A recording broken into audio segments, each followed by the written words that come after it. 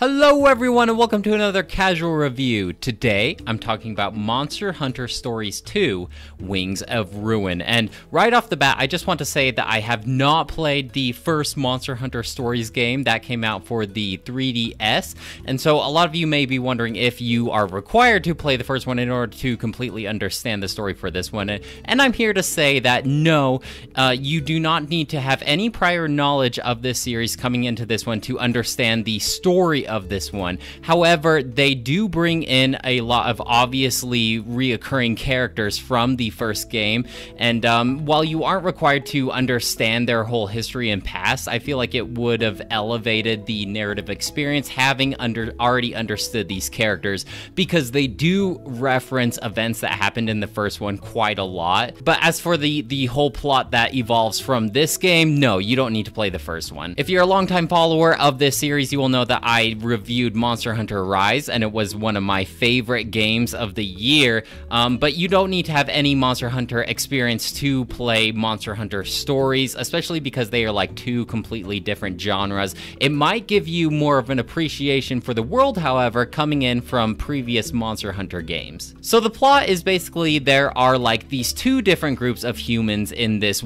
monster-inhabited world. You have the Monster Hunters that everyone knows and the series is based off of, and Monster Hunters have the mentality of like kill or be killed, because this world has tons of these terrifying monsters, and so it's just like fighting for territory, and you have to defend your towns and your cities and stuff. So it's very necessary, at least in Monster Hunters' minds, to kill all of these monsters that are threats. Now, there are a different group of people known as Monster Riders, and through the power of kinship stones, Monster Riders are able to form bonds with these monsters, and obviously based off of their name, you can ride them and train them, and they become your friends. And yes, friendly monsters do have a name. They are called Monsties, and while I hear a lot of groans from people about this name, I actually think it's kind of fitting, and I actually kind of like it for the whole tone of this game, because it's not like a typical Monster Hunter game. It's actually kind of different. Like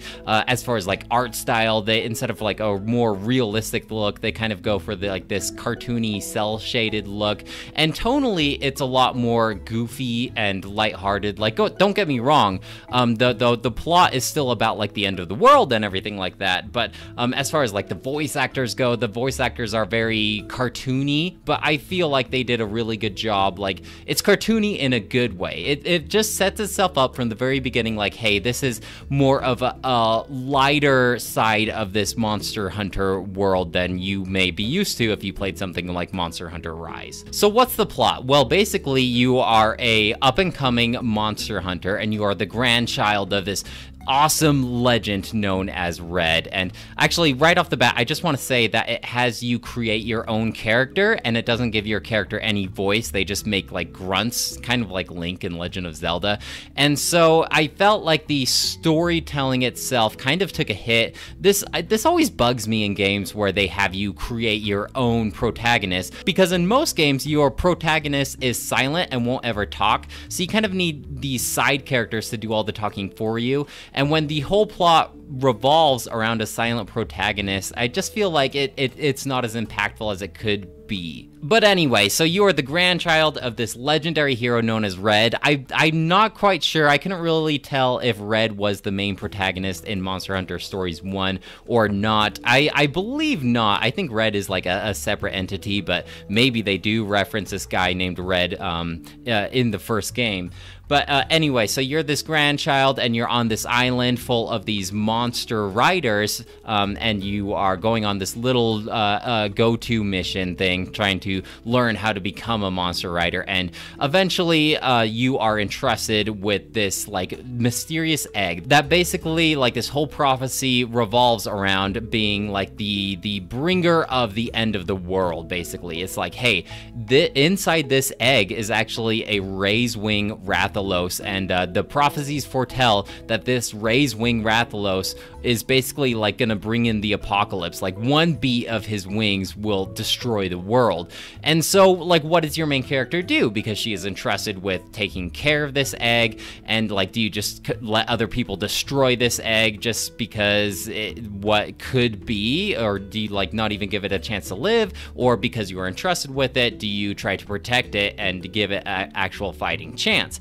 And so this brings an interesting perspective as far as the plot goes, because in a way, all of your opposition, or at least most of it, these antagonists against your main character could be arguably the protagonists in this story, because they are just trying to stop the end of the world. So it's an interesting perspective rather than just like an evil villain twirling his mustache, you know, trying to tie you to the railroad tracks, because like there's actually good motive for people to be fighting against you, and you also have good motive to try and give this egg a fighting chance, and maybe you can still stop the end of the world without having to kill this innocent creature. So it's difficult to talk about this game without bringing up the comparison of Pokemon. Now don't get me wrong, there are a ton of differences between these two games, but it's basically like it's a monster training game where you can have 6 monsties in your party at one time, and it is a turn-based game. Unlike the mainline Monster Hunter series where it's very much like an action RPG, this one it's like you attack, then I attack, then you attack, then I attack, but there are some key differences from Pokemon. So I'll just kind of get into the combat now. Basically, for every turn, you are only able to control your own character. So your own character does have a weapon, and you choose what kind of attack you want to do to which monster. Now, instead of mainly focusing on elements like in Pokemon, for your main character, the main thing you want to focus on is your attack types. So there are 3 different attack types, and this is kind of like a rock, paper, scissors mechanic. There are technical attacks, there are power attacks, and there are speed attacks. And so speed attacks beat power attacks beat technical attacks, and technical attacks beat speed attacks. So it's going to tell you who your opponent is going to attack, and you need to counter that attack with the opposing type of attack. So it's already getting a little confusing. So I'll just say like a hypothetical battle. Let's say you are fighting against a Jaggy, and you know in your head that a Jaggy typically uses speed attacks. So you're going to want to counter that speed attack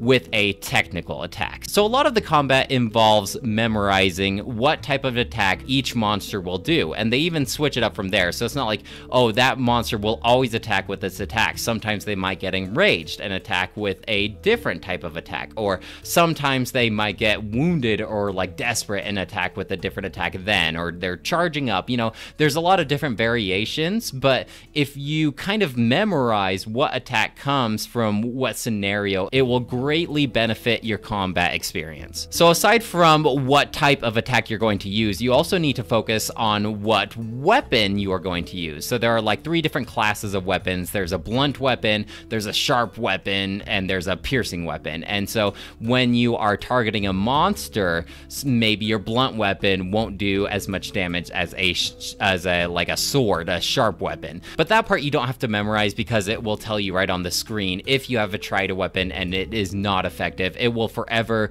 keep that in the game, where it'll say like, hey, this weapon is not effective on this monster. So that's really like the meat and potatoes of this combat system. Now you're also obviously paired with your monstie, and you have a party of 6 monsties that you are able to cycle out at, and your monsties, just like the monsters that you are fighting, favor certain attacks. But if you don't want your monstie, like let's say you are fighting that Jaggy and he is using a speed attack, and your monstie is using a power attack, so you know that the monster fighting your monstie will have the upper hand, you can tell your monstie to use a skill, like a technical skill, to overcome that monster. Now, obviously, you could swap out your monstie with a monstie that favors more technical attacks, but, you know, I'm just saying that there's some influence here. Like, you, to some degree, you are kind of controlling your monstie, but to others, they will just kind of do whatever they want. Now, as you are fighting alongside your monstie, this kinship gauge will fill up, and if it's completely full,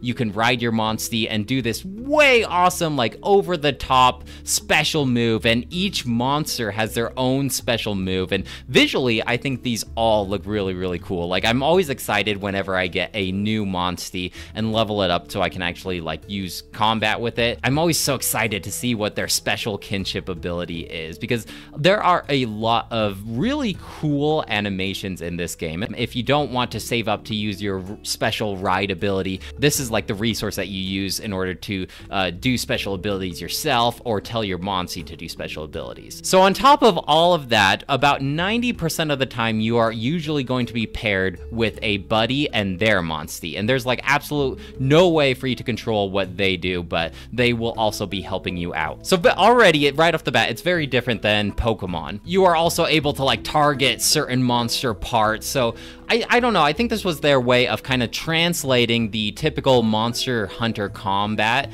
to a turn-based game. So on top of all that, when you are targeting like a bigger monster that has different parts, you can choose which part of the monster you attack to be destroyed. So let's say like there is a big ol' flying monster fighting you, you are able to specifically target like their wings in order to get them back down to the ground so they'll stop hitting you with really powerful attacks. Now, as far as experience goes, it's basically like you are given an experience share, like if you were thinking in Pokemon terms, where your whole party will get experience. So all of the Monsties in your party will get that experience, and this is especially beneficial because whenever you acquire a new Monstie, they start at level 1. So how do you get Monsties, you may ask? Well, they hatch from eggs. Once you get the egg, you take it like back to the town, and it will hatch from an egg and start at level 1. There are different like rarities of eggs, and you can kind of tell what Monstie will hatch out of which egg depending on like its color and its pattern. That's what also takes more memorization, unless you just want to look this stuff up. But basically, like, let's say you are fighting a monster that you think looks really cool, and this doesn't work for every monster. You can't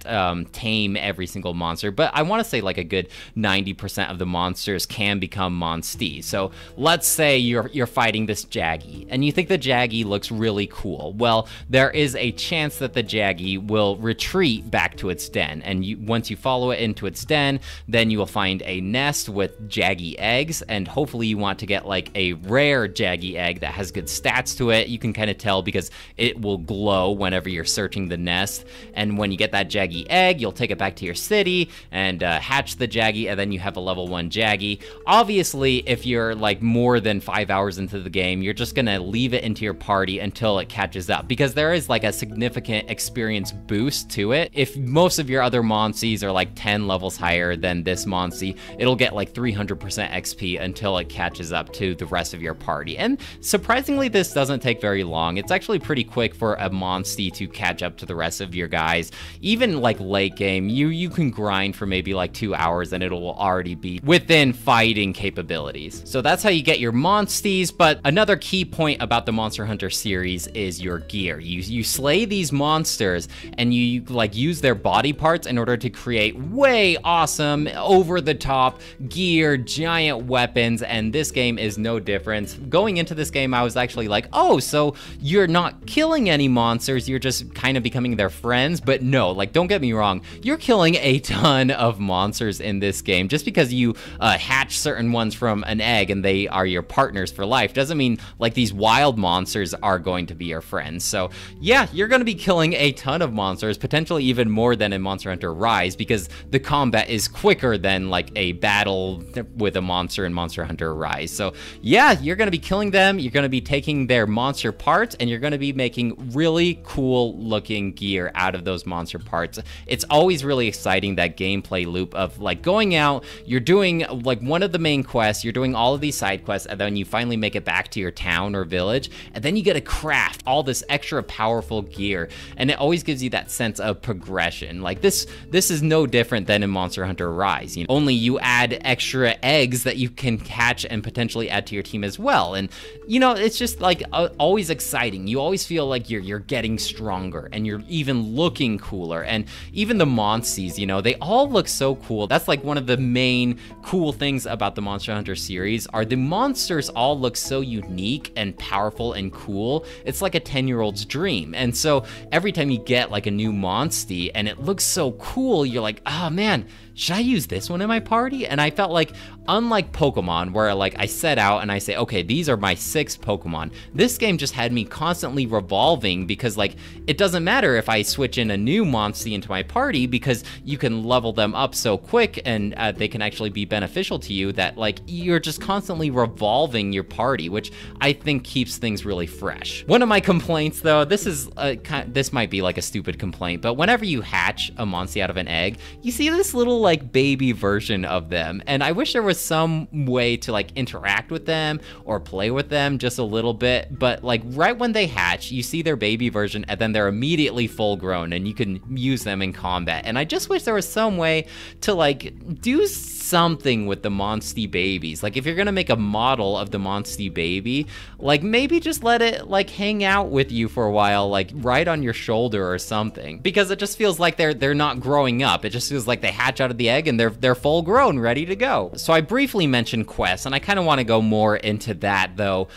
Going into this game, it was really exciting and fun because the concept was so different and the combat itself was so unique. And then you get into the mid game, and the mid game can just feel maybe a little formulaic and fetch questy. Like the quests themselves aren't that unique. Mostly it's like, even the main quests are like, go to this cave and kill this monster, go to this cave and kill this monster, gather X amount of materials that then I'll show you how to craft this thing. You know, it's not very intriguing, and it just starts to feel very formulaic, especially like even the main plot. It's basically like, go to a new area of this world, find out where your city or town is, and then go on a quest, come back, go on a quest, come back, go on a quest, come back. Okay, now we're going to a new area with a new city and town, go on a quest, come back, go on a quest, come back.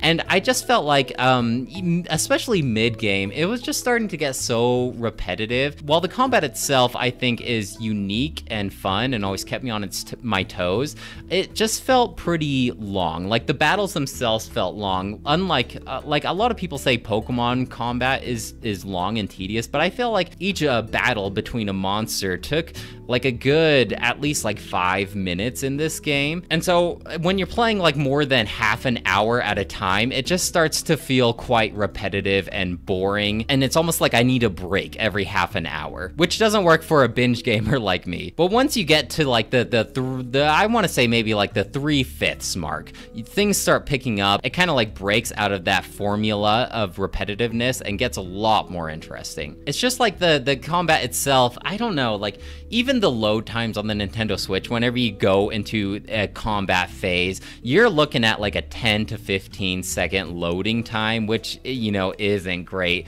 I think this game is on PC though, so that might be the way to play if you don't care about portability, because the loading times themselves are actually pretty rough, even like before cutscenes. I don't know, I wish there was some way for them to speed that up, especially for a game like this where you're going to be going into combat quite a lot. They do kind of have a way to steamroll things though, especially like if you are a higher level than the monsters that you are fighting, like a good 2 or 3 levels higher, you can just do a quick finish where you just automatically kill them, they're done, and then you get the parts and what little experience those low level monsters could offer. So this would work if you are grinding for like a specific monster part and you are significantly higher than them. It's only a matter of finding those monsters and then you could just quick execute them. This gives me reason to believe that I was a higher level than I was supposed to be at the end of the game, because by the end of the game, most of the monsters that I would encounter, I could quick finish. Now, I never felt like I needed to like go back and grind monsters. Like I never hit that roadblock where I was like, oh, this monster's too hard, I need to go back and grind experience on past ones. However, I did have a rule where I kind of inadvertently grinded XP, where like every time I would come across a monster in my path while I was going to my next objective, I would fight it and defeat it. So maybe that's why I felt like I was over leveled by the end of the game. But yeah, I was able to do that quick execute quite a lot. Don't get me wrong, as far as like the combat goes, I always felt challenged by this system. I always felt like I was in danger of dying, but it never felt unfair. Like, I'm going to bring up my past experience playing Final Fantasy X. That felt unfair a lot of times, especially like that late game content. I felt like, okay, this is just completely ridiculous. I need to find whatever gimmick in order to overcome this challenge.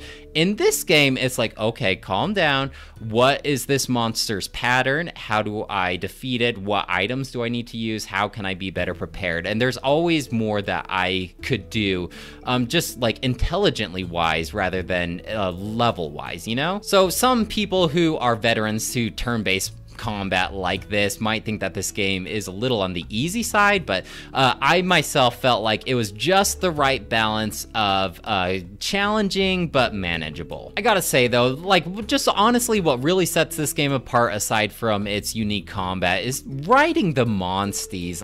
Take note, Pokemon, like, if you really want to feel engaged with your monsters, let them out. Like, I know some of the newer Pokemon games let you kind of ride some of the Pokemon, but like they're not really like your Pokemon, and there's certain limitations to it. In this game, like, yeah, you could just ride like any Monstie that you have obtained, and eventually you can fly on them. So it just feels like you really feel more of a bond between these Monsties, because outside of combat, you're still engaging with them with some capacity.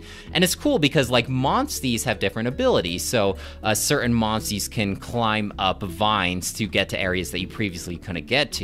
Some Monsties can dig in tunnels. Some Monsties can jump. And then there are certain searching mechanics for these Monsties as well. Like, some can search out where resources are, like bugs and herbs and minerals. Some Monsties, one of my favorite ones, was able to turn invisible, so you could sneak around and you could collide with them from the back. And this is how like combat would start. It's not random encounters. You actually see these monsters in the overworld, and when you touch them, that's when the combat phase starts.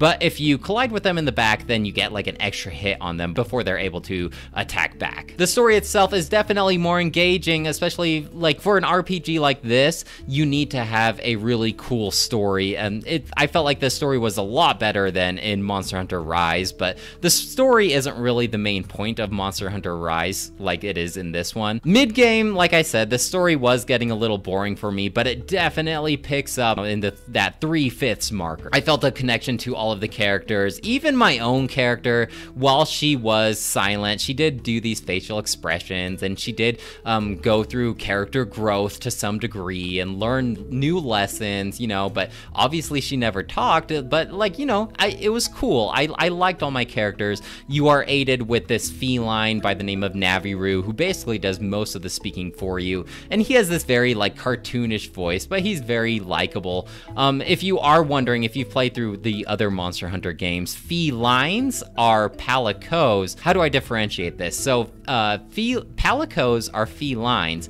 but felines are not palicos, because palicos help monster hunters destroy monsters, whereas felines are just like cat residents in this world. I hope I'm explaining that correctly. I was a little confused myself going into this. You can also customize your character outside of like character creation, where obviously you can give them new gear, but you can often change their like hairstyles and give them like different outfits. So like you might have the stats of a gear, but maybe you like the look of a different gear, so you can pick that one. You can change the color of your gear, and this is where I want to talk briefly about like the amiibo functionality. There are 3 amiibos for this game, and they basically just unlock different outfits for your main character, which I think is a proper use of amiibos. You don't feel like you're missing out on too much if you don't have these amiibos, but it still gives you a nice little perk if you do. It was a pretty lengthy game for me, at least, and my own personal preferences. It took like exactly 40 hours is what my save file said. I think it said like 39:48 or something like that. And if that's not long enough for you,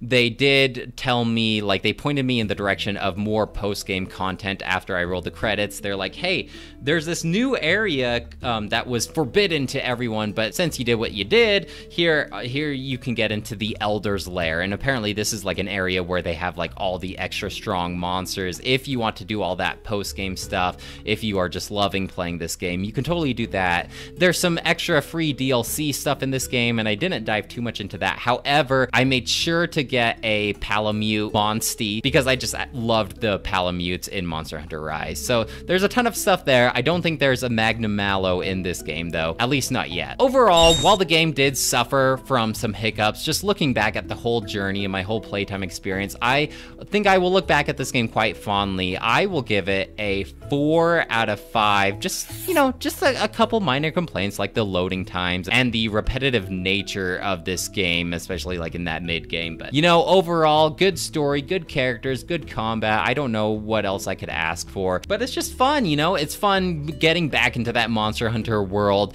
seeing monsters that I recognize from Monster Hunter Rise, and it actually kind of gave me the itch to revisit Monster Hunter Rise. And I know they recently had like this huge DLC, so maybe this is like a good excuse to jump back into the world now that I'm done with Monster Hunter Stories 2. Well guys, that's it for me. Let me know if you have any questions or comments about Monster Hunter Stories 2, Wings of Ruin, or the Monster Hunter series in general, and I'd love to hear what you have to say. Otherwise, I'll talk to you later. Bye!